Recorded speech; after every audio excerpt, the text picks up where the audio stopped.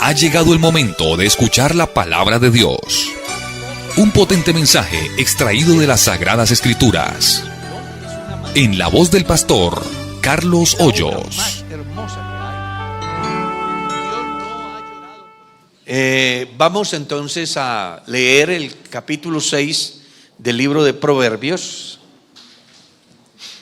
Amén. Vamos a tener una enseñanza hoy ahí muy importante. Dice el verso 16: 6 cosas aborrece Jehová, y aún 7 abominan su alma. Amén. Pueden sentarse, sean tan amables. Para su información, el libro de Proverbios fue escrito por el rey Salomón y tiene una filosofía para aprender doctrina. Eso es lo que dice los primeros textos del capítulo 1: enseñanza y la sabiduría.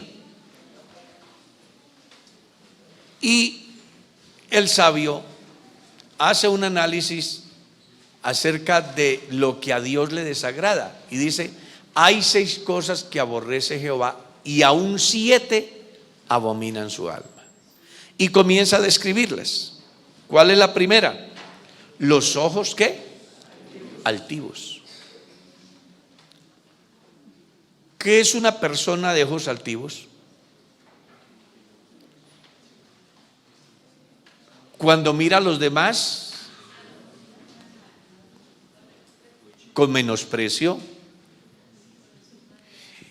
Cuando la Biblia habla de los ojos altivos, habla más que de los ojos altivos en sí, la altivez del hombre, porque el hombre refleja lo que es. Y usted sabe que los ojos, a través de los ojos se puede ver la ternura, el amor, la ira, el odio, el desprecio. Estaba mirando qué día y hay cualquier cantidad de miradas que tienen diferente sentido.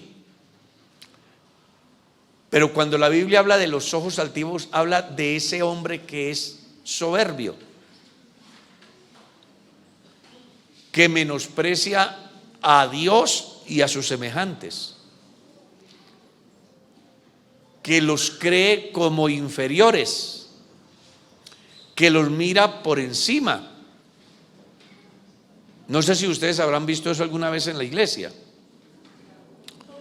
Hay ejemplos en la Biblia como el caso de Faraón. ¿Quién es Jehová? ¿Quién es? Yo no conozco a Jehová. ¿Quién es él para que yo le obedezca? Un hombre altivo, un hombre como Nabucodonosor. ¿Quién es Jehová? Gente que se pensaron en sí que eran autosuficientes, que eran autodependientes, que no necesitaban nada de nadie, que a quien querían daban vida y a quien querían quitarla la quitaban. Hombres altivos. Y la Biblia dice que Dios al altivo, ¿cómo lo mira? De lejos. Dios resiste a esa gente soberbia. Por eso es que Salomón dice que una de las cosas que Dios abomina es la altivez del hombre. Jesús dijo: porque todo el que se enaltece será humillado. Y sí que se cumplió en Faraón, y sí que se cumplió en Nabucodonosor, y sí que se cumplió en Jezabel, y sí que se cumplió en Herodes, que salió a arengar el pueblo. Y el pueblo decía voz de Dios y no de hombre, y vino un ángel, lo hirió y se lo comieron vivos los gusanos. La soberbia es algo que no debe de ser parte del cristiano, porque usted sabe que ya Dios dijo que él abomina, aborrece, ¿cierto? al hombre de ojos altivos. ¿Ha mirado usted alguna vez a un hermano con menosprecio? ¿Lo ha mirado de tal manera que hace sentir a su hermano humillado? ¿Ha mirado usted a su hermano, a su esposa, a sus hijos, a sus padres, a sus patrones, a sus empleados, a sus compañeros, a su pastor, como pensando que usted es más? Pues tenga en cuenta que eso es desagradable delante de Dios. 2. Me llama mucho la atención porque dice la lengua mentirosa. De las 7 cosas que aborrece Dios, 3 están relacionadas con la lengua. Mire lo que dice, la lengua mentirosa. Y mire lo que dice el verso 19, el testigo falso que habla mentira.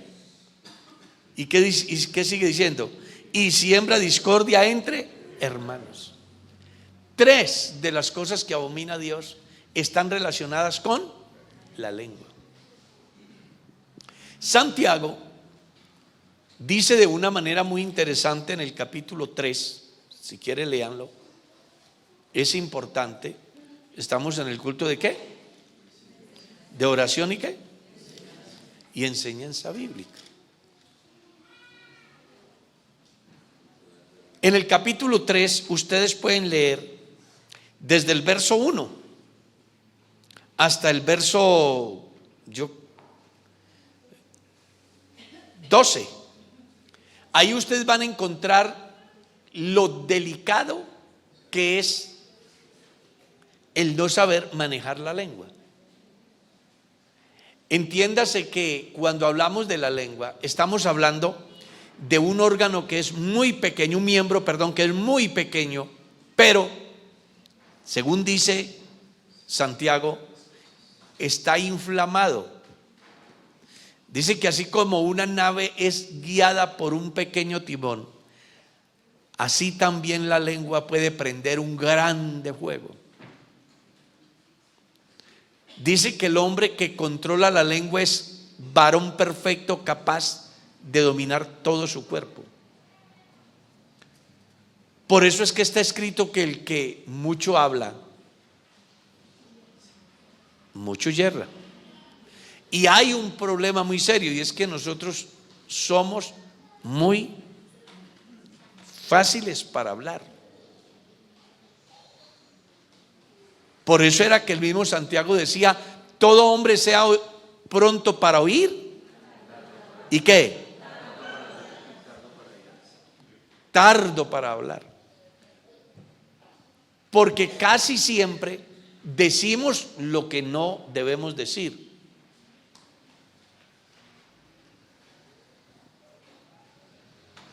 Desfiguramos el mensaje que escuchamos. Y eso viene desde el tiempo antiguo. Jesús dice,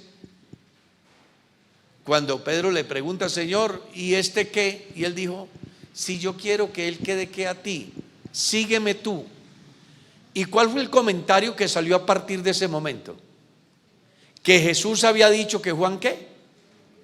No iba a morir. Mire lo delicada que es la lengua.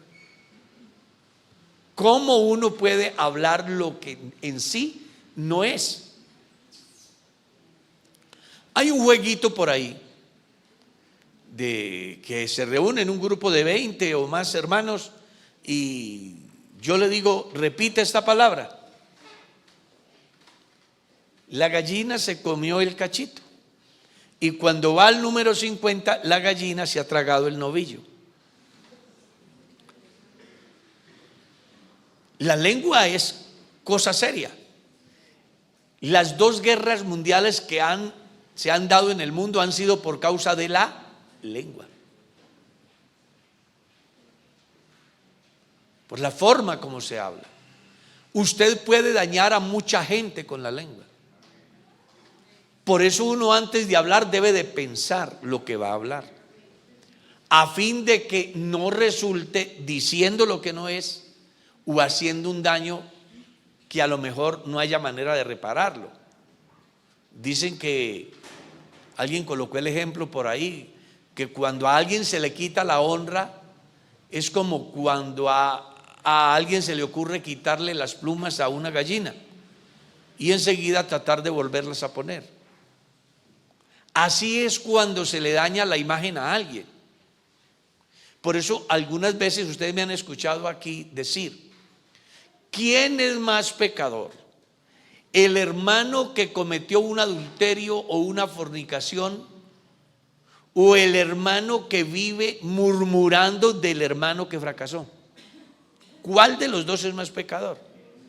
Porque al final el hombre que cayó entiende que falló, se arrepiente y trata de seguir así arrastrándose. Pero el santo que nunca ha fallado no deja de murmurar. Véalo, tan aparente ahí, es que cristiano. Y mire, ya lo van a usar. Y vea, ¿y a dónde está el celo? ¿Cuál de los dos será más pecador? Es solo para que reflexionemos. Nosotros tenemos que poner cuidado. Dice aquí de una manera clara la Biblia que Dios, entre las cosas que aborrece, es la lengua ¿qué? Mentirosa. En la Biblia aparece más de una vez la palabra chisme. ¿Han oído hablar de los chismes? ¿Qué es un chisme? ¿Qué es un chisme? Bueno, la Biblia dice: el chismoso descubre el secreto. Eso es lo que dice Salomón. Y también dijo el rey: sobre toda cosa guardada, guarda tu corazón, porque de ella mana la vida. Y Jesús dijo: vuestro sí sea sí y vuestro no sea no, porque lo que es más de esto, de mal procede. Juan, en el capítulo 21 del libro de Apocalipsis, dice de una manera clara que todos los mentirosos tendrán su parte en el lago que arde con fuego y azufre.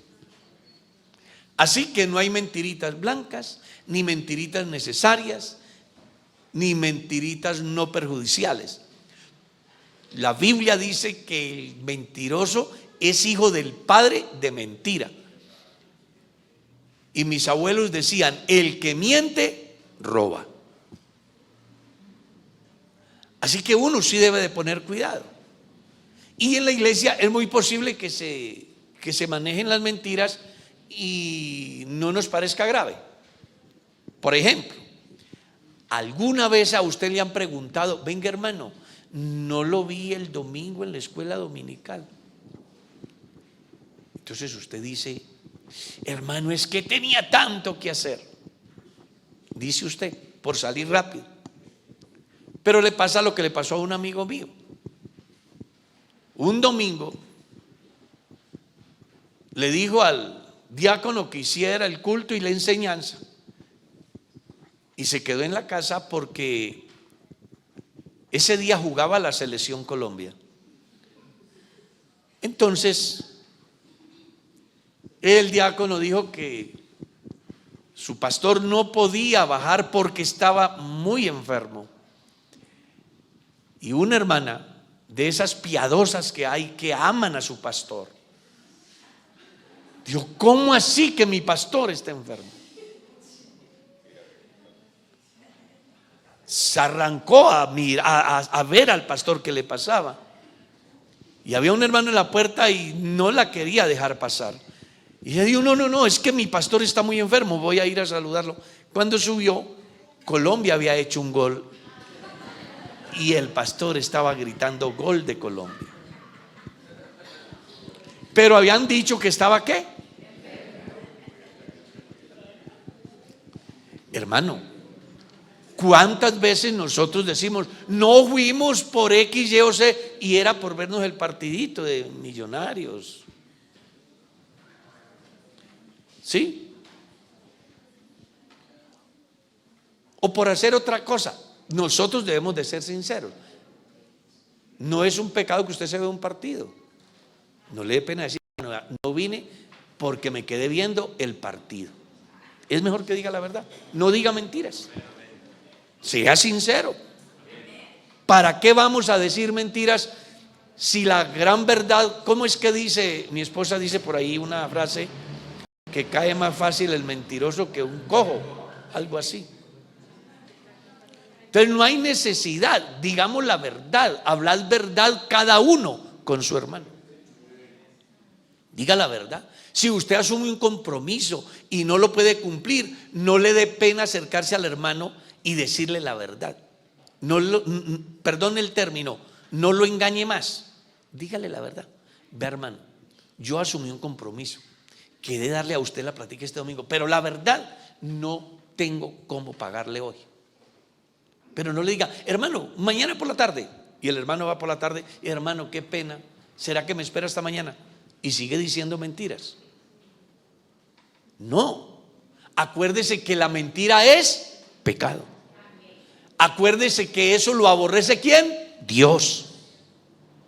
Y hasta donde tengo entendido, lo único que nos importa a los cristianos es agradar a Dios, es hacer la voluntad de Dios, es buscar que Él se agrade de nosotros. ¿Será que pueden bendecir al Señor, hermano? Aleluya. A su nombre, gloria. Entonces, no digamos mentiras. No digamos, ¿para qué vamos a mentir? Si usted puede engañar al pastor, puede engañar a los diáconos, puede engañar a la iglesia, pero hay uno que sabe. ¿Cómo es que decía el salmista? He aquí no está la palabra en mi lengua y he aquí ya tú lo sabes todo. Todo. No hay necesidad. Si usted no quiere que se le sonrojee el rostro, más bien trate de ser correcto y verá que va a tener menos problema. Pero no engañe a su hermano, no engañe a su pastor, no engañe a su iglesia, no engañe a su familia, no se engañe a sí mismo, porque hay a uno al cual usted no puede engañar. Y su mujer puede enojarse, y su pastor puede hasta suspenderlo y ponerlo en disciplina, todo lo que quiera, pero eso es de aquí. El asunto es más trascendental. Acuérdese que tiene fines eternos la vida cristiana, y ahí es donde tenemos que poner cuidado. Y me encanta lo que dice Santiago. Hermanos, no puede ser así, que por la misma fuente salga agua dulce y agua salada. Dice, eso no tiene sentido. No podemos ser así. No puede ser que bendecimos a Dios y maldecimos a los hombres. No puede ser. Somos hijos de Dios, nuevas criaturas. Bendito sea Dios. Y mire lo que sigue diciendo: las manos derramadoras de sangre inocente. Hablando de los violentos, de esos que le quitan el derecho al semejante de la vida, al semejante de vivir, ya que hoy abundan en Colombia y en el mundo, y que sobre todo los que gobiernan hacen lo que quieren. Estaba mirando una noticia muy desgarradora, creo que fue ayer, de algo que pasó en Venezuela. Una gente diciendo que por favor que no los maten, y con qué crueldad los asesinan. Uno dice, venga, más allá de que sea culpable o lo que sea, la vida es sagrada. Pero hoy en día los seres humanos definen la vida de los demás. Ojalá que Dios guarde la iglesia, y que la guarde no en el sentido de ser víctima, sino que algunos se convierten en victimario, cayendo en aquel grupo de las cosas que Dios aborrece, las manos que derraman sangre. Por eso el capítulo 1 del libro del profeta Isaías, Dios les dice: cuando ustedes extiendan sus manos, yo voy a ocultar mi rostro.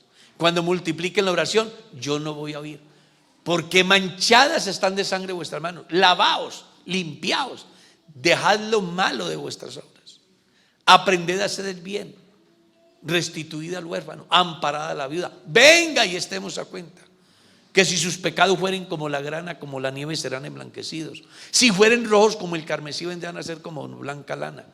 Dios está interesado en que el cristiano aprenda de verdad a estar en paz con Él. a vivir una vida que le agrade. Porque al final esa es la filosofía del cristiano: estar en Cristo, vivir para Él, ser un hijo de Él. Y luego sigue diciendo el texto: el corazón que maquina pensamientos inicuos. Entiéndase que cuando la Biblia habla de esas personas que incluso se acuestan a pensar mal contra su prójimo, el deseo de hacer el mal. Hay gente que no duerme pensando hacer el mal. A esta hora de haber alguien haciendo un plan para quitarle la vida a alguien, para secuestrar a alguien, para violar a una niña, un niño, para ir a hurtar, para ir a ofrecer sacrificio a los ídolos, a los demonios. Hay gente que no duerme, viven pensando el mal. Dice que Dios aborrece ese comportamiento. El cristiano debe de meditar en la ley de Jehová de día y de noche. Eso es lo que dice la Biblia. El que medita en la ley de Jehová de día y de noche es comparado con un árbol plantado junto a corrientes de agua, que da su fruto en su tiempo y su hoja ¿qué? No cae. Y todo lo que hace prosperará. Necesitamos corazones limpios. Jesús dijo: bienaventurados los limpios de corazón, porque ellos ¿qué? Y el salmista decía: ¿con qué limpiará el joven su camino? Con guardar su palabra. Solo hay una manera de tener un corazón limpio: obedeciendo lo que Dios manda, viviendo como Dios enseña, poniendo en práctica lo que Dios desde el principio nos ha dejado claro en las Sagradas Escrituras. Y los hombres y mujeres limpios de corazón, dice, verán a Dios. No sé cuántos querrán ver a Dios. ¿Cuántos quieren ver a Dios? Aleluya. Y sigue diciendo: los pies que se apresuran para correr al mal.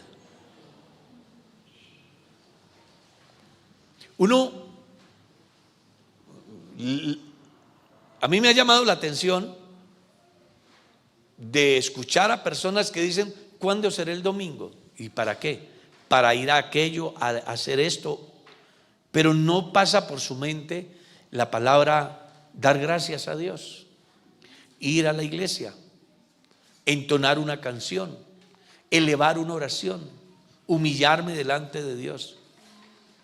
Cualquier cosa es importante, menos Dios. Y es bueno que entendamos que definitivamente lo único que tiene sentido de verdad es lo que hagamos con propósitos tan grandes como el de pensar en agradar a Dios. No corramos al mal. No corramos a hacer lo que nos hace tanto daño. Corramos a hacer lo que a Dios le agrada. Que cuando juntos lo hacemos, el resultado es maravilloso.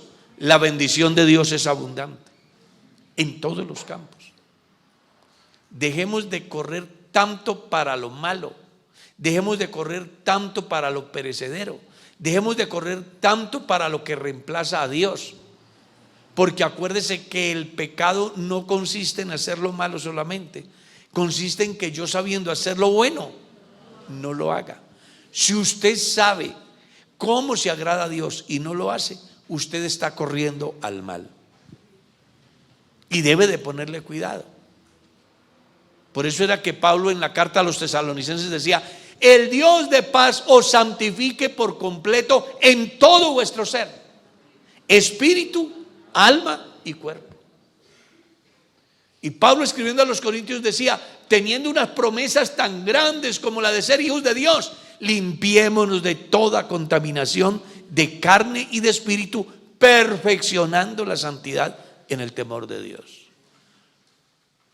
Qué importante que entendamos que el ser hijos de Dios es lo mejor que nos ha sucedido, pero que para ser hijos de Dios hay ciertas cosas que no podemos hacer, que no podemos practicar. Pablo escribe a Tito y dice: la gracia de Dios se ha manifestado para salvación a todos los hombres, enseñándonos que renunciando ¿qué? A la impiedad. El cristiano está llamado a renunciar a lo malo, a renunciar a todo eso que afecta nuestra vida como persona, nuestra vida como padre, como hijo, como esposo, como ciudadano.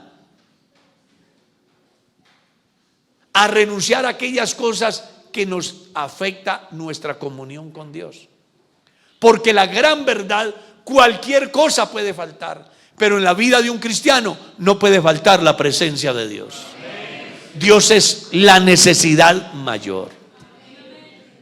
Gloria a Dios. Al Señor sea la gloria.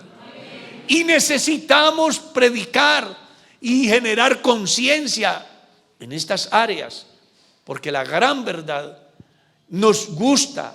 Y hoy hay cualquier cantidad de reuniones donde hay gente en torno a un bienestar material, donde les ofrecen felicidad, riquezas, fama, posiciones, prosperidad.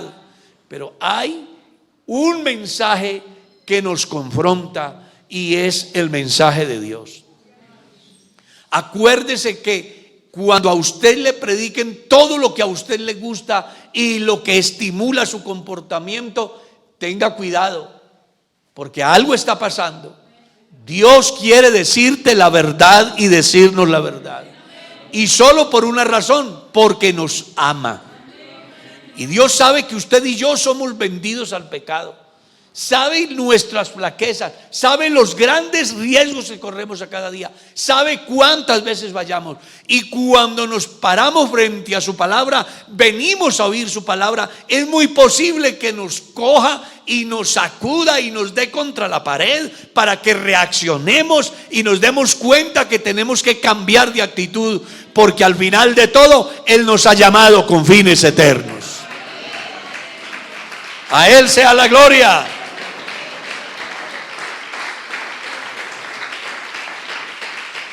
El testigo falso que habla mentiras. Un testigo falso es un mentiroso. La historia reciente de Colombia dice que ha habido gente en la cárcel inocente y los culpables en la calle.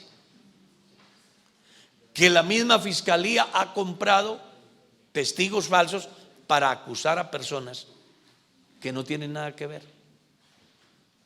Eso lo digo porque eso ha salido y no es extraño para el mundo. O cuando usted esté en condiciones de atestiguar contra alguien algo que a usted no le consta. ¿Ya? No sé si aquí hubo alguna vez la costumbre de confrontar a la gente. A mí muchas veces aquí me han dicho: hermano, pues llámeme a esa persona para que me lo sostenga, porque creen que uno va a poner a pelear a la gente. Entonces yo siempre le he dicho a las personas que tienen esa manera de pensar, les he dicho: vean, la mejor forma de vivir la vida es que cuando dicen algo de mí y no es verdad, yo debo de agradecer a Dios por dos razones. La primera: no es verdad. Y la segunda: Dios me está advirtiendo que puedo llegar a fallar. Y cuando de mí están diciendo algo que es verdad, yo debo de agradecer a Dios. ¿Por qué? Porque Dios me está sacudiendo, me está haciendo ver que estoy equivocado, que no puedo seguir así. Él me ama y no quiere que me pierda. Pero he conocido casos de personas que los ponen ahí a que le sostengan y venga fulano, venga, y usted que dijo: no, hermano, pues la verdad a mí me dijeron, yo oí decir, a mí me contaron. Y se vuelve un mundo de mentiras, de chismes, de cosas que lo único que hace es dañar la imagen del hermano. Somos hijos de Dios, somos hijos de Dios, y los hijos de Dios debemos de ser prontos para oír, tardos para hablar. Lo mejor que usted y yo podemos hacer en los momentos que se nos sea cuestionada nuestra vida es reflexionar de verdad a ver qué pasa. Y usted por ningún motivo prestarse para ir a testiguar en contra de alguien algo que a usted no le consta, que usted no vio. Estaba mirando en estos días pasados en el tribunal eclesiástico unos testigos.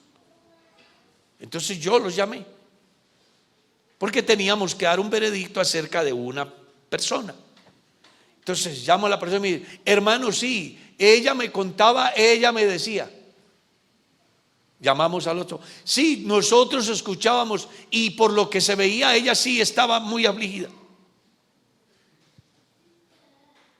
No hay nada, porque no vio, no es testigo.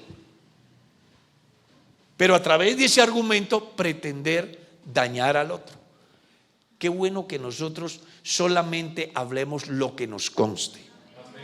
Y ojo, muchas veces ni lo que nos consta debemos de decirlo, porque de ello puede depender la vida, el bienestar de una familia, de una persona.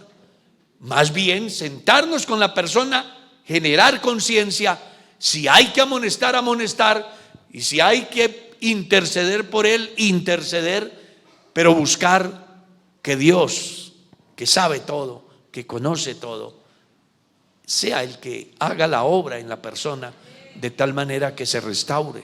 Porque lo único que le interesa a Dios, de verdad, es que ninguno se pierda. ¿Escuchó eso? Que ninguno se pierda. Y por eso Santiago en su capítulo 5, el verso 20, él decía: sepa pues que haga volver a un pecador del error a su camino, salvará un alma de muerte. ¿Y qué? Y cubrirá multitud de pecados. Así que vamos a ponerle cuidado a nuestra vida cristiana, a no prestarnos para ser testigos de cosas que no nos constan, porque eso es algo que aborrece ¿quién? Dios. Y aquel que siembra discordias entre hermanos. No sé si ustedes habrán visto dentro de la comunidad cristiana esas personas que les gusta prender fuego, ¿cierto? Recuerdo que a mi esposa, ella utilizó una muy buena terapia. Una hermana llega y le dice: ay, hermana Mercedes, que mire, que venga, y comienza a vaciar todo ese veneno que hay en contra del hermano. Entonces Mercedita le dijo: ay, qué pesar del hermano. Camine, hermana, vámonos, arrodillémonos 1 horita y media a orar por él. Se acabó el problema. Cuando le vayan a hablar a usted mal de su hermano, a dañarle la imagen de su hermano, usted lo que tiene que hacer es convocar a orar para que Dios obre, porque ese hermano es nuestro hermano, puede tener una situación muy difícil. Pues lo que mejor podemos hacer es decirle a Dios que lo levante, que lo restaure, que lo fortalezca, que le abra el entendimiento, que le reargulla la conciencia, que haga el milagro. Porque le hago saber una cosa: cuando alguien se pone a los pies de Jesús, algo sucede en el cielo, algo sucede en el infierno, y algo sucede en la vida de la persona por la cual se está intercediendo. Al Señor sea la gloria. El cielo se abre, el infierno se cierra y la persona se ve movida, tocada, porque acuérdese que estamos en manos del Dios vivo. No olvide, si usted quiere ser un fiel cristiano, absténgase de practicar estas 7 cosas y estoy seguro que vas a ser una persona que agradarás al Señor. ¿Quiere dar gracias? ¿Quién da gracias? Padre nuestro, yo te doy gracias por esta enseñanza, por esta reflexión bíblica.